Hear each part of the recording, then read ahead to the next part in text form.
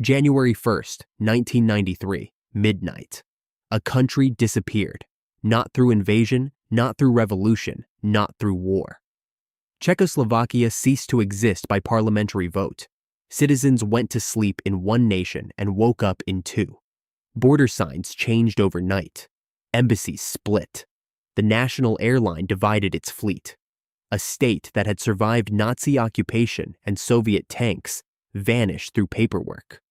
No referendum asked the people.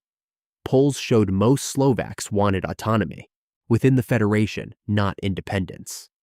Most Czechs wanted the federation to continue, just without subsidizing Slovak industry. Yet both parliaments voted to dissolve the country. The decision took 8 months from election to execution. It happened so quietly that the international community barely had time to object.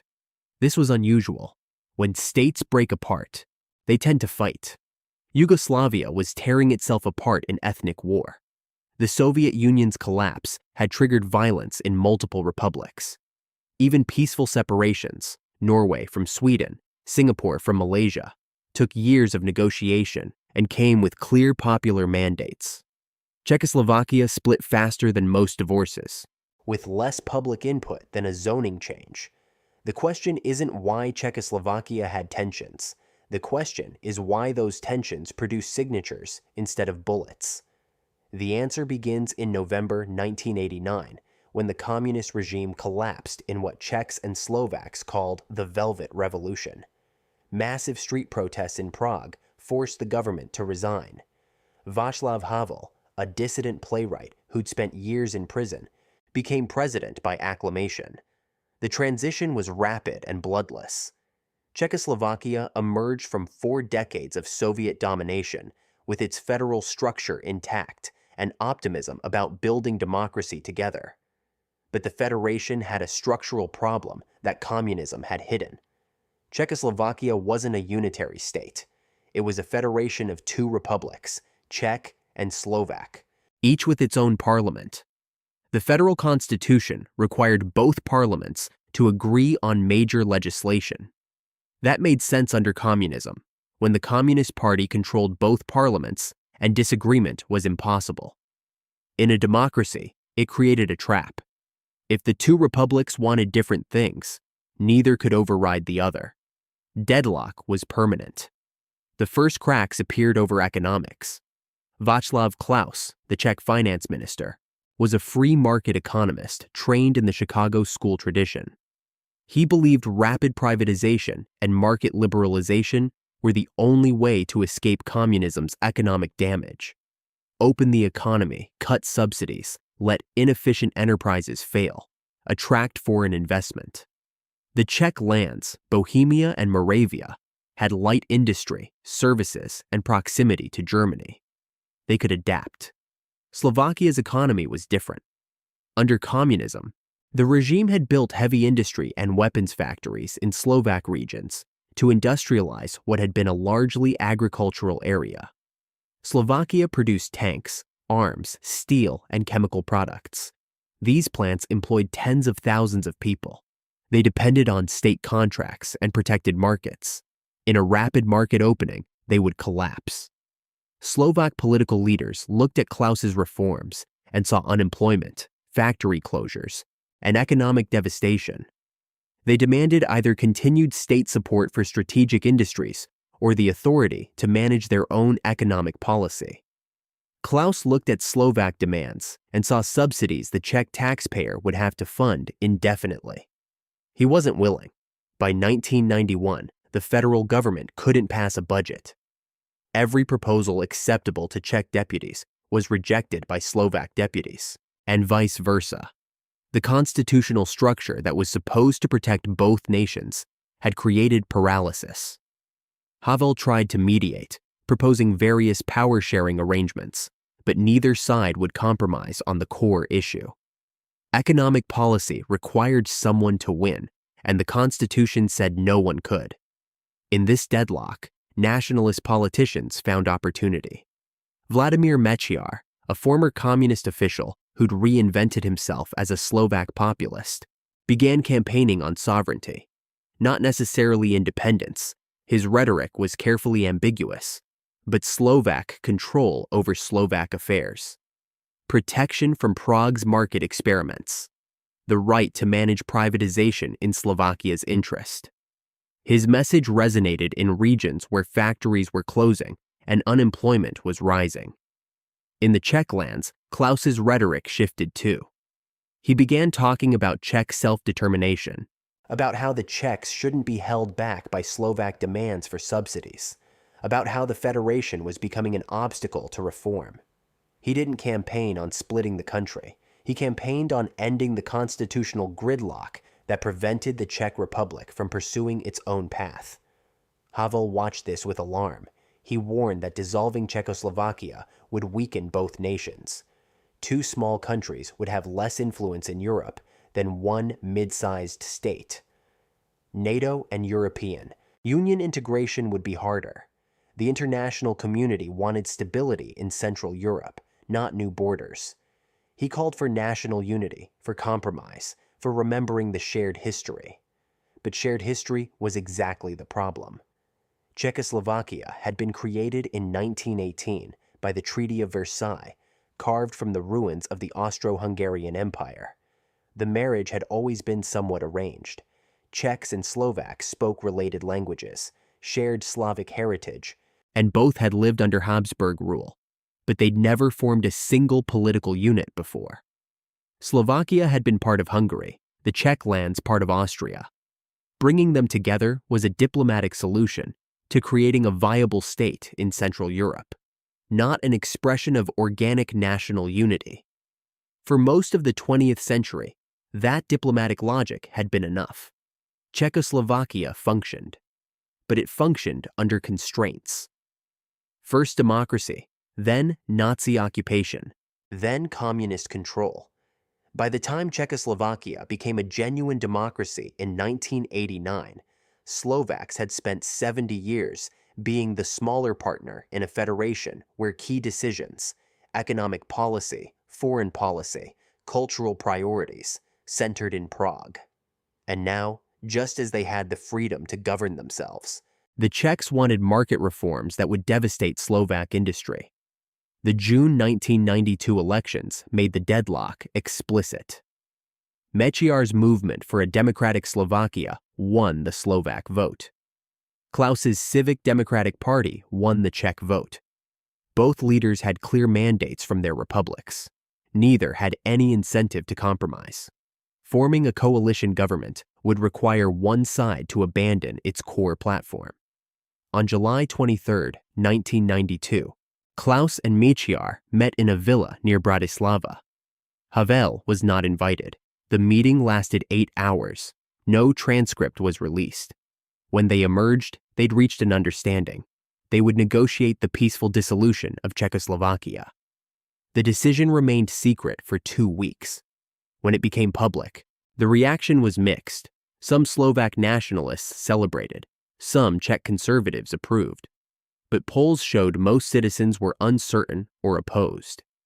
They hadn't voted for independence. They'd voted for parties that represented their economic interests. The split wasn't what people wanted.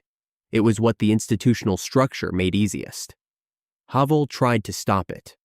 He called for a referendum, arguing that a decision this fundamental required popular consent. Both Klaus and Mečiar refused. They claimed constitutional authority. The parliaments had the power to dissolve the federation. The constitution didn't require a referendum. More importantly, both leaders feared what a referendum might produce. If the people voted no, Klaus and Mečiar would be trapped back in the deadlock with their credibility damaged. If the vote was split, Czechs voting yes, Slovaks voting no, or vice versa, the result could be contested, even violent. By avoiding the referendum, they avoided the risk. They also avoided accountability. From August through December, the machinery of separation ground forward. Lawyers drafted dissolution treaties. Committees divided assets. Who got which military bases? How to split the gold reserves. What to do with the national airline, which had planes registered in both republics. How to divide Czechoslovakia's share of the former Austro-Hungarian debt, a symbolic obligation still on the books. Every shared institution had to be unraveled or duplicated. The international community objected, but carefully. The United States and European Union preferred a unified Czechoslovakia. A larger, stronger state would be a more stable partner and easier to integrate into Western institutions. But the process was legal. It was negotiated. It was nonviolent. There was no justification for intervention, especially when Yugoslavia's brutal ethnic war was consuming the Balkans. Western diplomats made clear their disapproval, then accepted reality. The machinery of separation ground forward through autumn. Lawyers drafted dissolution treaties.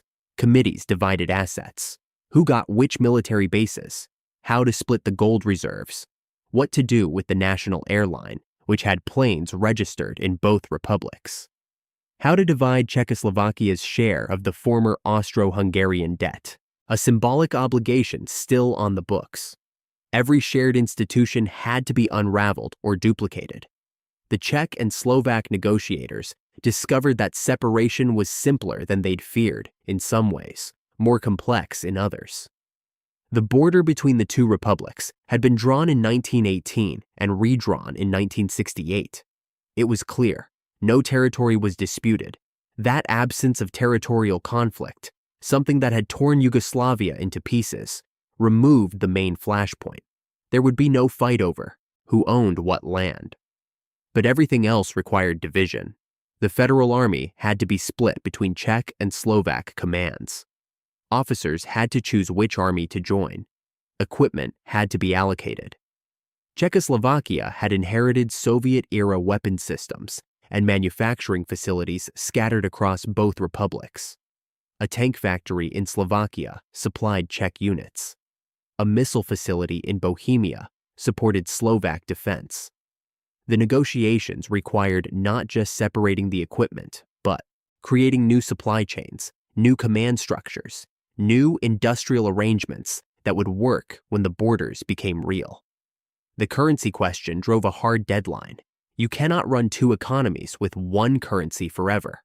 At some point, the money has to separate. Once that decision was made, it became a forcing function. The technical work of creating new currency, printing notes, updating banking systems, all of it required months of preparation.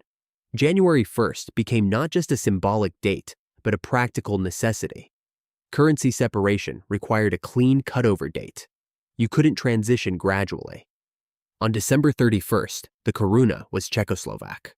On January 1st, it became two separate currencies, the Czech crown and the Slovak koruna, each with its own central bank, each with its own exchange rate. Klaus pushed for the hardest possible separation. He wanted the koruna split 1-to-1. Each person would wake up with the same amount in the new currency as they'd had in the old one. No devaluation, no shock. But that 1-to-1 split meant the currency separation had to be instant and total. You couldn't have a gradual transition with two versions of the koruna in circulation at the same time. The technical difficulty locked in the date. It also locked in the consequences. Once the money separated, reversing the split became economically catastrophic. By early December, the asset division was mostly complete on paper. The military hardware allocation was negotiated. The government buildings had been assigned. Prague offices went to the Czech Republic. Bratislava offices went to Slovakia. Some federal ministries would be duplicated. Others would simply cease to exist. The federal railways were divided. The federal highways, the national parks. Czechoslovakia had owned forests and mountains. Now, those had to belong to one country or the other. Havel made one final public appeal. He was the symbol of the Velvet Revolution, the dissident playwright who had become president when communism fell. He had believed in shared Czechoslovak identity. He had warned that division would weaken both states. He called for a referendum, let the people decide. But Klaus and Mečiar had already agreed that a referendum was too dangerous. A popular vote might reject the split. Then what? You couldn't force a country to stay together if its citizens voted for separation. But you also couldn't undo the split if citizens voted to keep it. A referendum would lock the outcome in place with no possibility of renegotiation. Neither leader wanted that risk. Klaus and Mechiar had calculated that avoiding the referendum was worth the legitimacy cost. They had parliamentary authority. The federal constitution didn't explicitly require a referendum. Both Czech and Slovak legislatures could claim the right to dissolve the federation. This argument was contested. Havel and others said the move was anti-democratic, but the Guildi leaders didn't flinch. A referendum might have prevented war. It also might have triggered it. If Czechs voted to stay together, but Slovaks voted to leave, what then? Or vice versa. By keeping the decision in parliament, they exchanged democratic clarity for procedural calm. They avoided the risk that a popular vote would create a result neither side could accept. The European Union accepted the split reluctantly. The United States did too. Diplomats from Brussels and Washington made clear that they preferred a unified Czechoslovakia. A larger state would be stronger, easier to integrate into Western institutions, a more stable partner. But there was no legal grounds for opposition. The process was nonviolent. It was negotiated. The territorial borders were clear. There was no ethnic violence. No communities were trapped on the wrong side of a new border. Unlike Yugoslavia, where Serbs and Croats and Bosniaks were mixed throughout the territory and fought over who belonged where, Czechoslovakia had a clean ethnic geography. Czechs were concentrated in Bohemia and Moravia. Slovaks were concentrated in Slovakia. There were no significant Serbian minorities in Croatia, no contested enclaves, no historical claims to other republics' territory. The international community had learned something from Yugoslavia's collapse. When the EU had refused to recognize Slovenia and Croatia quickly in 1991, hoping to preserve Yugoslavia, the result had been war. By the time the EU relented, thousands were dead. Now, facing Czechoslovakia's peaceful split, Western diplomats moved differently.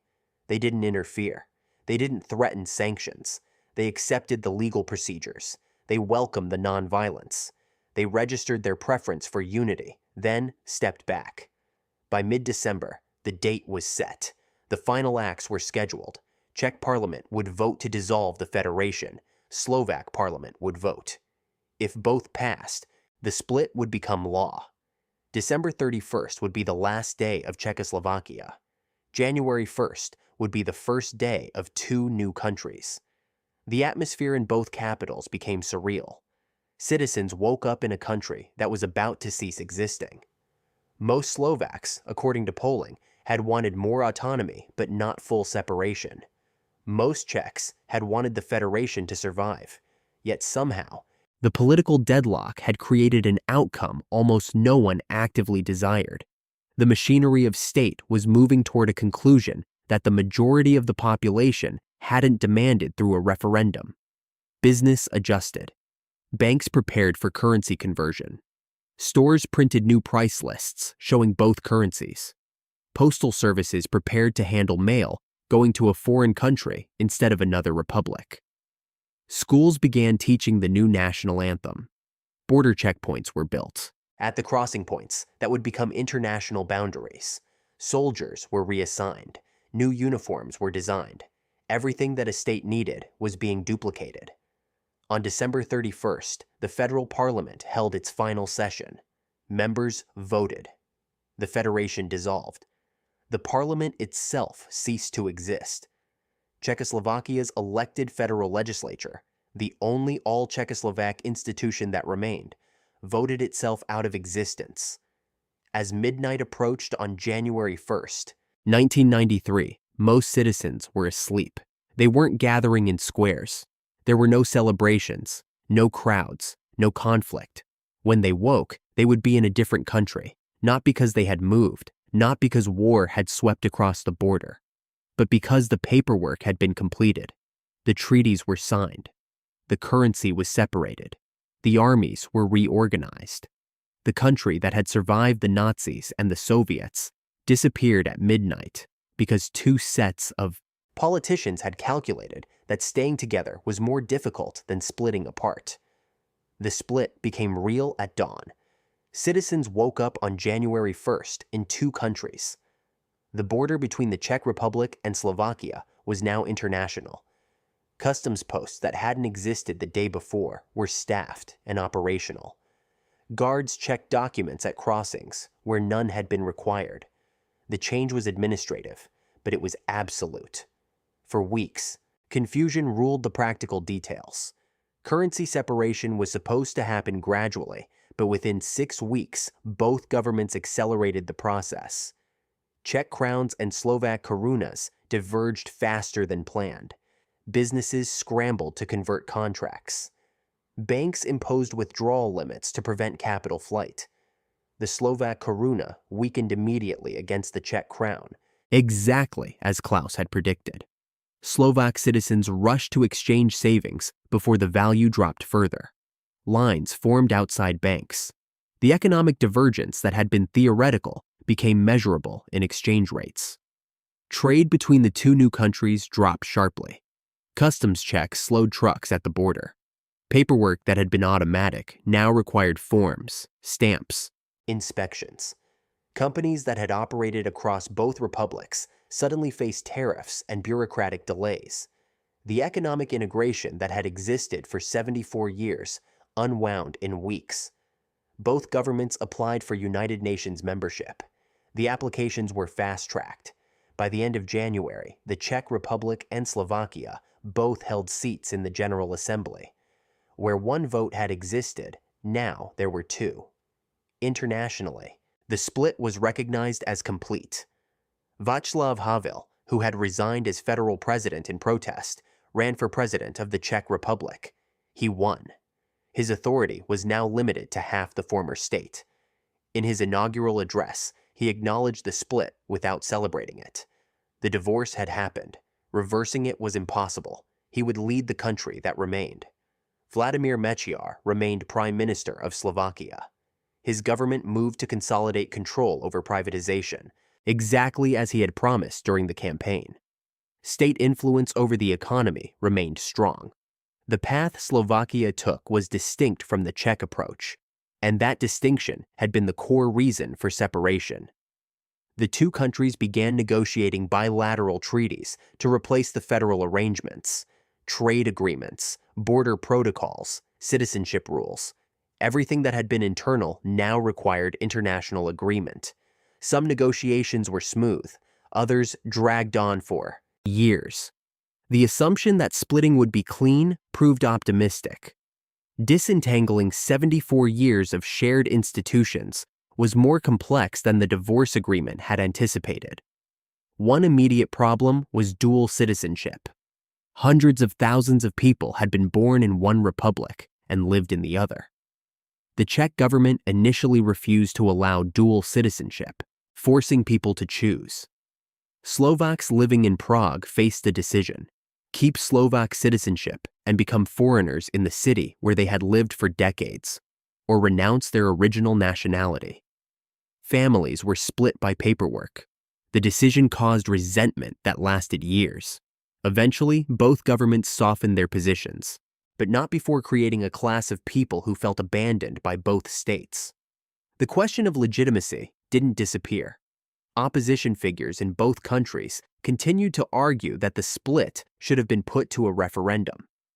Polls conducted after the fact showed that a majority of citizens in both republics would have voted to preserve the federation if given the chance. But no vote had been held. The constitutional argument that parliaments had the authority to dissolve the federation was legally sound. The democratic argument that citizens should have decided their own country's fate was morally compelling. Both arguments were correct. The tension between them remained unresolved. International reaction was mixed. The United States and European Union had opposed the split, but once it was complete, they moved to establish normal relations with both successor states. The concern had been that Czechoslovakia's breakup might inspire other separatist movements in the region, but the peaceful process and the lack of any ethnic violence made it difficult to condemn. Yugoslavia's ongoing war provided a stark contrast. A separation achieved through parliamentary votes and treaty negotiations looked preferable to the alternative, but the split carried costs. Both the Czech Republic and Slovakia were smaller, weaker, and less influential than Czechoslovakia had been. Their applications to join NATO and the European Union were delayed. The EU was wary of admitting two small states when one larger state would have been simpler. Both countries faced longer paths to integration than they would have as a unified Czechoslovakia. Mečiar's government, in particular, drew criticism from Brussels for authoritarian tendencies and slow democratic reforms. Slovakia's EU entry was delayed until 2004, years after the Czech Republic joined in 2004. The split imposed a price, even if that price was not war. Economically, the predictions held. The Czech Republic pursued rapid market reforms. Privatization accelerated. Foreign investment increased. The economy grew faster than Slovakia's. Unemployment in the Czech lands remained low. The strategy Klaus had advocated, liberalization without subsidies, proved effective in the Czech context. Slovakia's economy struggled initially. The heavy industry and defense plants that had been the core of its economy under communism couldn't compete in open markets. Unemployment spiked. The government maintained state involvement in key industries, slowing privatization. Growth lagged behind the Czech Republic. But Slovakia avoided the social collapse that rapid reform might have caused. The slower path preserved a degree of stability. By the late 1990s, Slovakia's economy began recovering. The two models, rapid Czech reform and cautious Slovak adjustment, produced different outcomes, but neither resulted in disaster. The absence of violence remained the defining feature. Czechs and Slovaks continued to intermarry. Families with members in both countries visited freely once initial border confusion settled. There were no ethnic tensions, no minority populations demanding protection, no territorial disputes. The languages remained mutually intelligible. Cultural exchange continued. The peaceful character of the split was not an accident. It resulted from the specific conditions that had always defined the Czechoslovak relationship. The split had been possible because the conflict was never ethnic. Slovaks and Czechs shared centuries of history within the Austro-Hungarian Empire. They had been united in 1918, not by conquest, but by mutual agreement among leaders who saw a common interest in resisting Hungarian and German domination. The unity had always been political, not ethnic. When the political logic reversed, when the economic interests of the two regions diverged, separation became logical. The question that remained was whether the split had been necessary. Could the federation have survived with a different constitutional structure? Could a looser confederation have preserved unity while allowing economic divergence? Could a referendum have produced a compromise that the politicians missed? These questions had no definitive answers. What was clear was that by mid-1992, the political leaders in both republics had concluded that continued unity was unsustainable. Whether that conclusion was inevitable or a failure of imagination, the result was the same. By the mid-1990s, both countries had stabilized. The initial chaos of separation faded. Trade between the two states resumed, though at lower levels than before. Both governments functioned independently. Citizens adapted. The split became normalized. In 2004, both countries joined the European Union, though on separate timelines. In 2009, Slovakia adopted the euro. The Czech Republic retained its own currency. The economic paths continued to diverge, but within a framework of European integration that made the differences less consequential. Both countries joined NATO. Both became stable democracies. The fears that the split would destabilize the region proved unfounded. Looking back, the Velvet Divorce stands as a historical anomaly. Most state breakups produce conflict. Borders are contested. Minorities are trapped. Violence follows. Czechoslovakia split without any of these. The reasons were specific to its history. No ethnic hatred, no territorial ambiguity, no history of violence between the two communities, an institutional structure that made deadlock more costly than separation. Leaders who calculated that negotiation was preferable to paralysis. International acceptance, however reluctant, that allowed the process to proceed without interference. The split erased a country, but it didn't erase the relationship. Czechs and Slovaks remained tied by language, history, family, and geography. The border was real, but it wasn't a wall. The peaceful dissolution didn't mean the unity had been meaningless. It meant that when the unity no longer served both sides, it could be ended without destroying what had been shared. On January 1st, 1993, Czechoslovakia ceased to exist. Two countries took its place. The process was legal, administrative, and irreversible. Most citizens hadn't wanted it, but no one fought to prevent it. The divorce was velvet because the marriage had never required force.